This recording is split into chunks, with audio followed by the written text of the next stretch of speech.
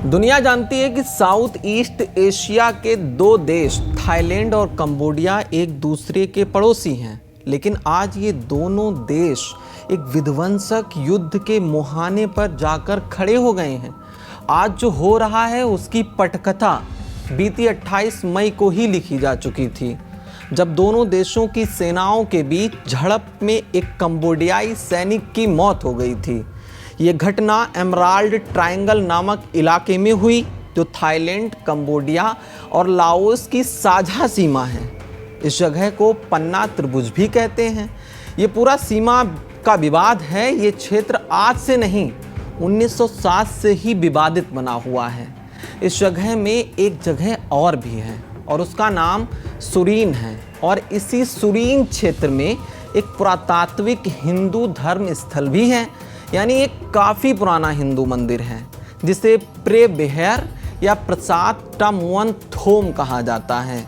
जबकि मुख्य रूप से दोनों देश बौद्ध धर्म के अनुयायी हैं, लेकिन जिस मंदिर को लेकर विवाद कर रहे हैं उस हिंदू मंदिर में मुख्य देवता के रूप में भगवान आदि शिव स्थापित हैं, यानी वो शिव मंदिर है। इस संघर्ष ने पूरी दुनिया का ध्यान अपनी तरफ इसलिए भी खींचा है।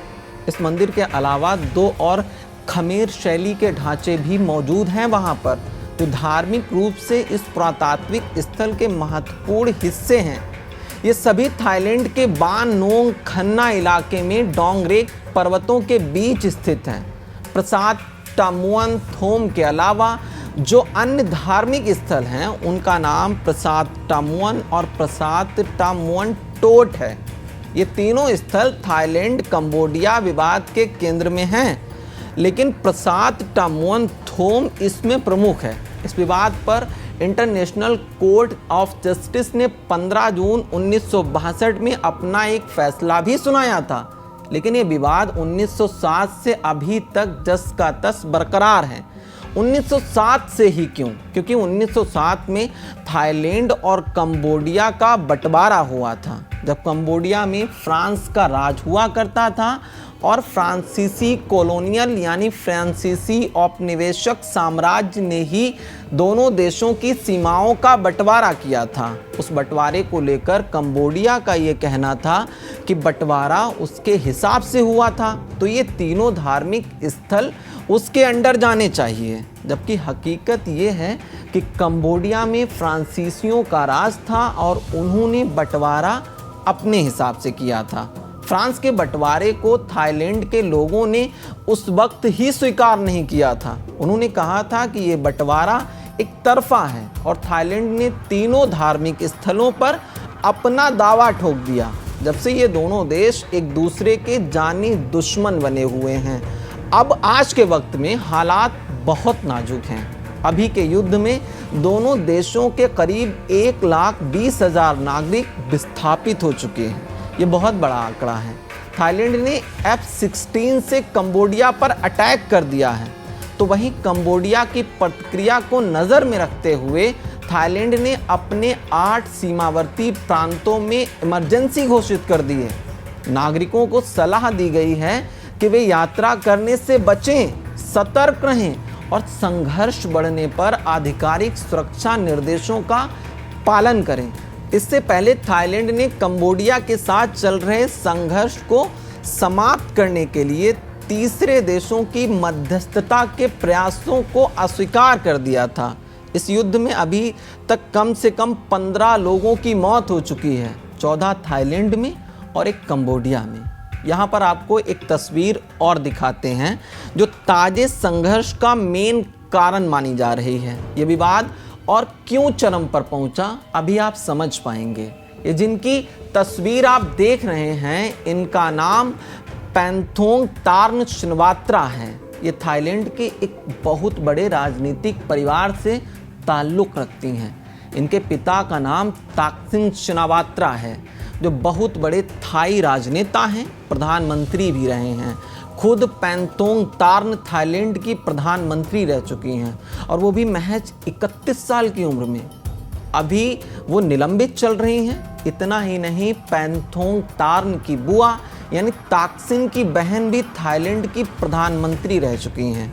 एक तरीके से ये समझिए कि पैंथोंग तार्न थाईलैंड की सबसे ताकतवर राजनीतिक फैमिली से आती हैं और इनके जो पिता हैं ताकसिन शिनावात्रा, जब वो थाईलैंड के प्रधानमंत्री रहे और उसके बाद उनके संबंध कंबोडिया से काफ़ी अच्छे रहे।